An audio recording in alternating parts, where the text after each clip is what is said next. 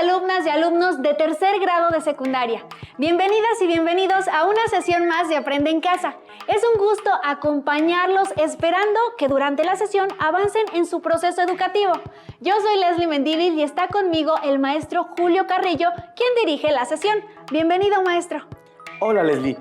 Me da gusto trabajar con ustedes la asignatura de Matemáticas 3. Maestro Julio, ¿cuál es el aprendizaje esperado de la sesión? El aprendizaje esperado es: resuelve y plantea problemas que involucran ecuaciones lineales, sistemas de ecuaciones y ecuaciones de segundo grado. Y tiene como propósito interpretar gráficas de variaciones diversas. Se le recomienda tener cerca su cuaderno para tomar las notas necesarias, así como lápiz, regla y una goma. Si alguien tiene discapacidad visual, preparen hojas Leyer, punzón y regleta. Y si ya se tiene lo requerido y buena disposición para aprender, comencemos. Durante esta sesión se hace un análisis de situaciones de variación planteadas en contextos específicos. En estas se observa la dependencia del valor de una de las variables respecto del valor de la otra. De igual modo, se exploran aspectos como valores positivos y negativos, crecimiento, decrecimiento, velocidad de crecimiento, intervalos de crecimiento, así como valores máximos y mínimos. Maestro Julio, entonces el objetivo del análisis es explorar, conocer y profundizar, buscando para cada caso una estructura comprensible. Así es, se estudia la variación y la dependencia entre variables a partir de registros y de gráficas de los datos en distintos casos. ¿Cómo es la evolución de la presión arterial de un paciente después de ser internado? ¿Cuáles son los cambios en la frecuencia cardíaca de una persona al hacer alguna actividad física? ¿Cómo son los alargamientos experimentados por un resorte entre los límites de la elasticidad perfecta? ¿Cuánto tiempo toma la construcción de un muro con determinado número de albañiles? Entre otras variaciones según sea el caso. Para el estudio de la variación por medio de las gráficas, se parte desde las características de la representación cartesiana. De este modo, se analiza globalmente el comportamiento de las variables para hacer inferencias o anticipaciones sobre una situación que representa. Por ejemplo, a un paciente internado en un hospital se le monitorea la presión arterial de manera continua, generada por la contracción de los ventrículos del corazón. Es así como la siguiente gráfica muestra la evolución de la presión arterial a partir del momento en el que el paciente es internado. Leslie, a partir de los datos en la gráfica, ¿cuál fue la presión arterial sistólica del paciente al momento de ser internado? De acuerdo con los datos de la gráfica, el paciente ingresó con una presión arterial de 130 milímetros de mercurio. Muy bien. ¿Y cuál fue su presión arterial a las 8 horas de haber ingresado? La gráfica indica que a las 8 horas su presión arterial era de 60 milímetros de mercurio. Se sabe que la presión arterial es la fuerza ejercida por la sangre al circular por las arterias sobre las paredes de estas. Y con cada latido del corazón, la sangre viaja a través del sistema circulatorio por el cuerpo. Pero Leslie, ¿durante cuánto tiempo se tomaron los datos de la presión arterial del paciente? Se tiene que verificar en la gráfica para saberlo. Entonces, adelante. Se registraron los datos de la presión del paciente durante 96 horas. Entonces, se puede afirmar que se registraron los datos de su presión arterial durante 4 días. ¿Cuáles son los valores entre los que osciló la presión arterial del paciente? Osciló entre 190 y 40 milímetros de mercurio aproximadamente. ¿Y en qué periodo de tiempo el valor de la presión estuvo aumentando? Durante distintos periodos, de 16 a 32 horas, de 40 a 56 horas y entre las 56 y 64 horas aproximadamente, maestro Julio. Así también se puede saber durante qué periodos disminuyó su presión. durante las primeras 16 horas y durante el tiempo registrado entre 64 horas y 72 horas aproximadamente. ¿Y se sabe si durante algún tiempo su presión arterial se mantuvo constante? Sí, maestro Julio. Después de 72 horas, es decir, a los 3 días de estar internado, se mantuvo constante durante 24 horas. Muy bien, Leslie.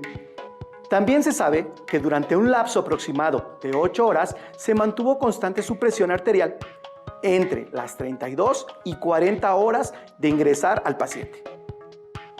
Es cierto, maestro Julio. Pero, ¿cuál fue su presión una hora antes de ser internado? De acuerdo con la tendencia de la gráfica, se podría estimar que se registraron más de 130 milímetros de mercurio de presión arterial. Así es, Leslie. Aunque la gráfica no lo indique explícitamente, se espera que tenga una tendencia.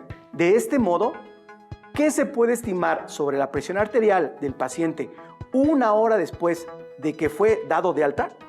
Estoy segura de que su presión arterial seguía constante en 90 milímetros de mercurio. Correcto, Leslie. ¿Quién iba a decir que una gráfica es posible obtener toda esta información sobre las variaciones de presión arterial? Por medio de la gráfica se estudian distintas características del comportamiento correspondiente a esta situación específica.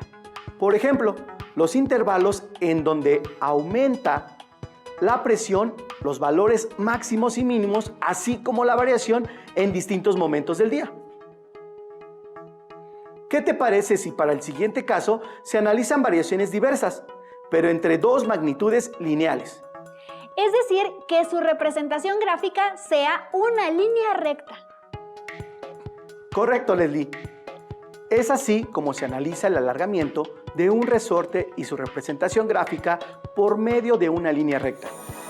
Se puede mostrar cómo los alargamientos experimentados por un resorte entre los límites de elasticidad de este son directamente proporcionales. Así es, Leslie. Maestro Julio, permítame subrayar que este concepto lo conocí durante las sesiones de Aprende en Casa. Entonces, ¿esto qué significa? Esto significa que ante el alargamiento de un resorte, si la fuerza aumenta, la longitud del alargamiento aumenta. Y si la fuerza disminuye, la longitud del alargamiento disminuye. Excelente, Leslie. Asimismo, la siguiente gráfica da lugar a las distintas longitudes del resorte a partir de la fuerza aplicada. Y al igual que Leslie, ustedes en casa respondan a las siguientes preguntas. Tras analizar la gráfica, ¿en dónde se localiza la longitud de estiramiento del resorte cuando aún no se le aplica ninguna fuerza? Justo en el punto donde inicia la gráfica, es decir, en la coordenada 0,0. Y ese punto se le conoce como origen. Pero, ¿en algún momento la longitud del resorte disminuyó? No, en la gráfica no se muestra alguna disminución. Al contrario, va en aumento. Y cuando la gráfica va en aumento, representa que la fuerza aplicada también aumentó. Cuando el resorte se le aplica una fuerza de 379 newtons aproximadamente, ¿de cuánto fue la longitud del alargamiento? El resorte tuvo un alargamiento de 3 milímetros, maestro Julio. Correcto. Para estirar un objeto elástico, en este caso un resorte de metal, la fuerza requerida es directamente proporcional a la longitud de estiramiento. Por lo tanto, la gráfica es lineal. Entonces, si la longitud del alargamiento fuera de 5 milímetros, la fuerza aplicada en newtons sería de aproximadamente 615. Como se registra en la gráfica, cuando la longitud del alargamiento es de 1 milímetro, la fuerza aplicada es igual a 123 newtons aproximadamente. Excelente trabajo. Y ustedes en casa, atentos al siguiente caso en el que Leslie participa. ¿Yo, maestro? Sí, si así nos lo permites. Con motivo a la sesión, se requiere conocer los cambios en tu frecuencia cardíaca al realizar una actividad física. Además de una dieta balanceada, procuro ejercitarme para llevar una vida saludable. Entonces, maestro Julio, ¿de qué trata el problema? De acuerdo. Y gracias a Leslie, la situación 1 indica que En un programa para la asignatura de Educación Física en Aprende en Casa, Leslie realizó una serie de ejercicios y tras concluir, el maestro de la sesión midió su frecuencia cardíaca. Leslie, ¿podrías indicar cómo fue la actividad? Por supuesto, maestro Julio. Nos tomamos la frecuencia cardíaca durante 3 momentos. La primera fue en reposo, estando de pie. La segunda, después del ejercicio. Y la tercera, luego de reposar 1 minuto. Para el primer registro de la frecuencia cardíaca estando en reposo, coloqué la yema del dedo índice en el extremo del cuello, localizando así la arteria carótida y sintiendo las pulsaciones. Después, una vez ubicada la arteria, conté durante 15 segundos las pulsaciones y el resultado se multiplicó por 4 para obtener las pulsaciones por minuto. ¿Y cuántas pulsaciones registraste, Leslie? Fueron 25 pulsaciones, maestro Julio. Entonces, se sabe que tu frecuencia cardíaca en reposo fue de 100 latidos por minuto. Así es, maestro. Entonces, ¿qué te parece si antes de que nos sigas contando, vemos el siguiente audiovisual para conocer los ejercicios que realizaste? Adelante, maestro. Muy bien, siguiente ejercicio un poquito más rápido, le metemos velocidad, va a ser en zigzag y regreso por el lado derecho a volverlo a hacer 3 ocasiones. Adelante. Venga, un poquito más rápido, Leslie, adelante, síguela. Es muy importante darse el espacio para que no choquemos. Un poquito más rápido, vamos aumentando la frecuencia cardíaca. Recuerden que estamos trabajando con esa parte. Listo. Muy bien, esperamos a que termine Leslie. Siguiente ejercicio, ahora lo vamos a hacer más rápido, saltando sobre los cuadros y regreso por el lado derecho. Adelante. Sobre los cuadros. Sobre los cuadros, más rápido, vámonos corriendo. Exacto. Cuidado al no, no se vayan a tropezar, ¿vale? No se vayan a resbalar. Bien, ¿cuántos llevan? Me falta una. Un poquito más rápido. Bien, siguiente, cada vez que yo encuentre un cuadrado voy a separar los pies, voy a saltar pies juntos, separo y vuelvo a hacerlo un poquito más rápido, vámonos. Más rápido, más rápido, más rápido, más rápido, más rápido, más rápido, más rápido. Más rápido, respira, respira, respira. Cada vez que encuentres el cuadrado, separas.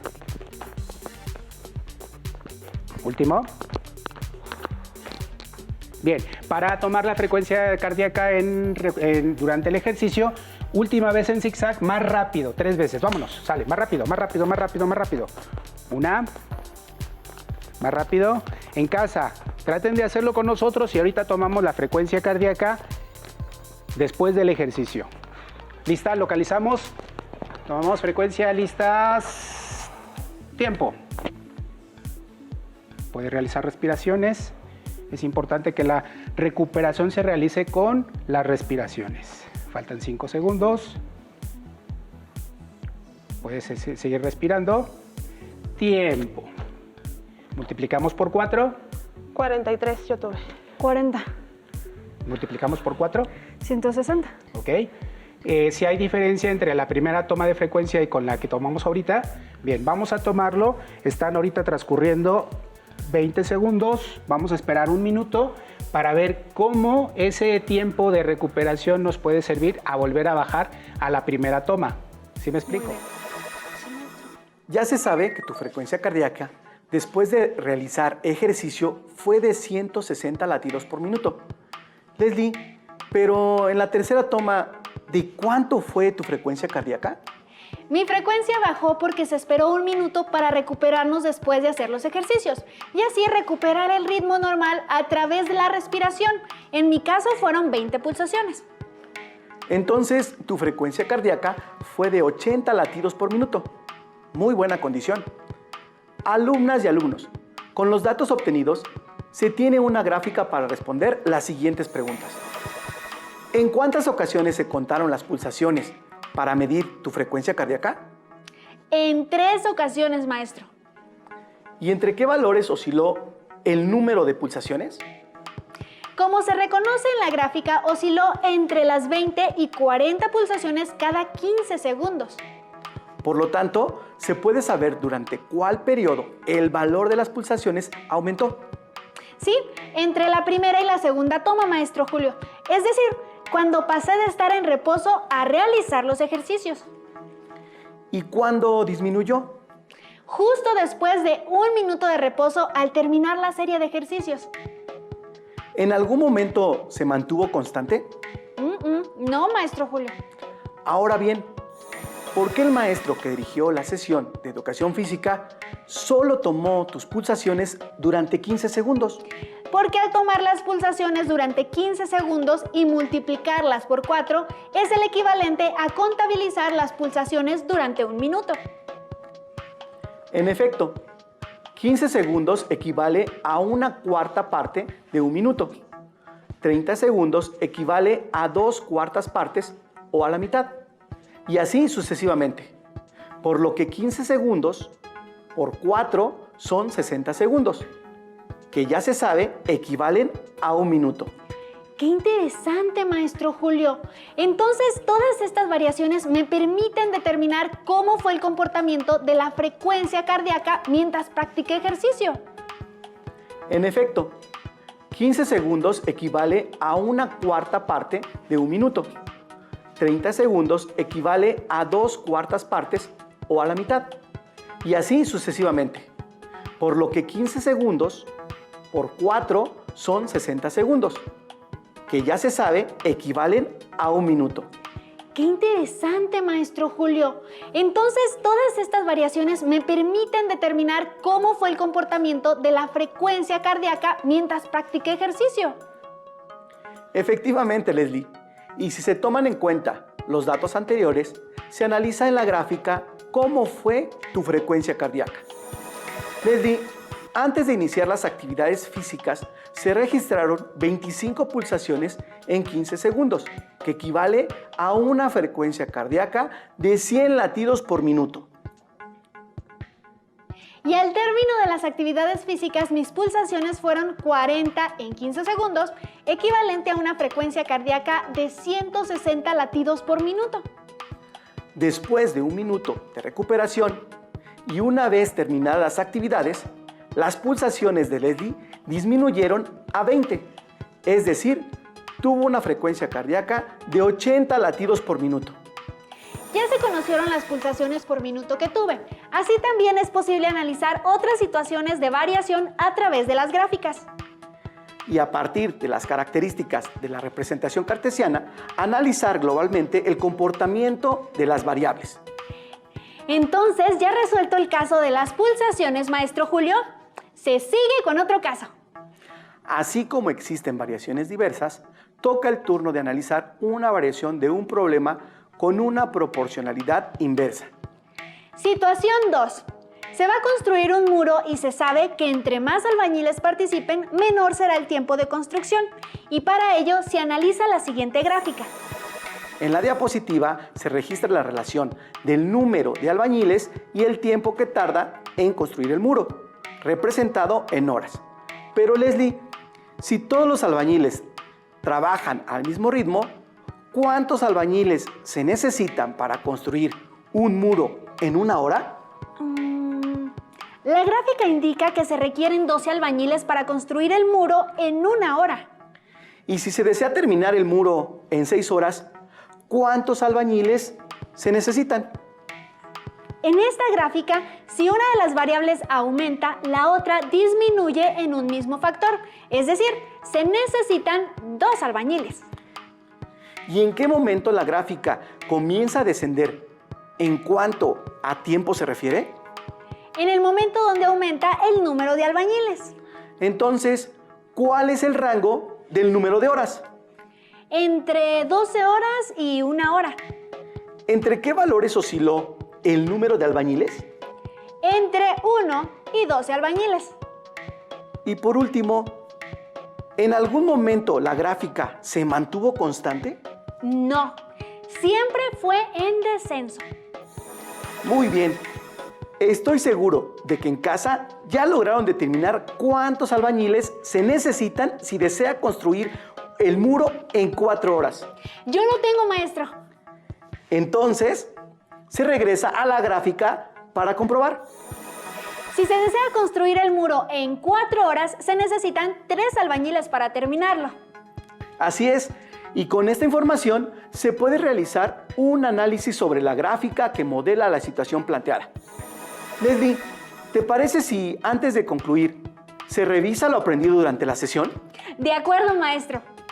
Se interpretaron gráficas de variaciones diversas en cuanto a cómo es la evolución de la presión arterial de un paciente después de ser internado, cuáles son los cambios en la frecuencia cardíaca de una persona al hacer alguna actividad física, cómo son los alargamientos experimentados por un resorte de metal entre los límites de la elasticidad perfecta, cuánto tiempo toma la construcción de un muro con un determinado número de albañiles. Asimismo, para el estudio de la variación por medio de las gráficas, se partió de las características de la representación en el plano cartesiano con el objetivo de analizar globalmente el comportamiento de las variables. Es así como se pudo inferir o anticipar sobre la situación que representa. Y finalmente, después del análisis de cada una de las gráficas en las diferentes situaciones, se respondieron una serie de preguntas. Alumnas y alumnos, se recomienda tener presente lo trabajado durante la sesión y así aplicarlo en el análisis de diferentes gráficas. Lo puedo notar un poco agitado, maestro. Es por el entusiasmo debido a la sesión.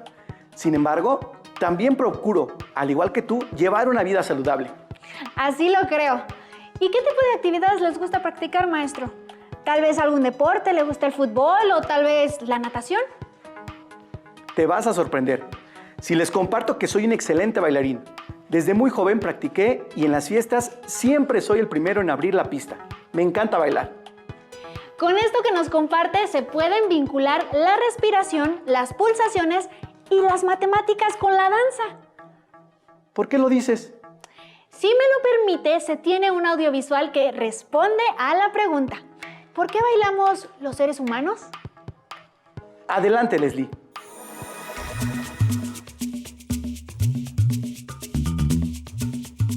La danza nos acompaña a lo largo de nuestra vida y aporta un lenguaje para expresar y comunicar lo que sentimos, lo que pensamos, lo que creemos e imaginamos. ¿Por qué bailamos los seres humanos? Los seres humanos bailamos porque es una necesidad, es la manera de conocerse, de sentirse en el mundo. Todas las sociedades, todas las culturas han creado sus propias prácticas de danza como una manera de tener contacto con el medio ambiente, de relacionarse con el mundo y con los demás y consigo mismo.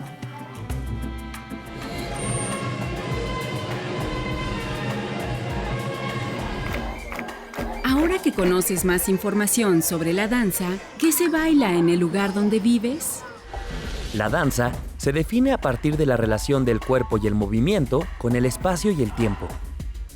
La expresión dancística se ha enriquecido a través del uso de las tecnologías de información y comunicación. Actualmente, a través de los medios de comunicación, podemos ver diversas expresiones dancísticas que han estado presentes a lo largo de la historia de la humanidad y en diversos lugares del planeta. Y estas expresiones han enriquecido el trabajo de educadores y creadores de danza.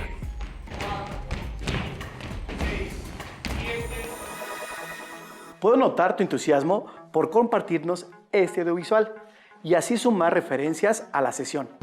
La danza es una manera de sentirse en el mundo y, al igual que las matemáticas, nos acerca a comprender el espacio que habitamos. Del mismo modo, cada estilo de danza tiene una pulsación, el ritmo que nos mueve y nos permite deslizarnos, en el que no solo se conjugan las partes de nuestro cuerpo, sino la respiración. Si a ustedes en casa les gusta bailar, como ejercicio tras concluir la sesión, ¿por qué no reproducen su música favorita y bailan durante 3 minutos?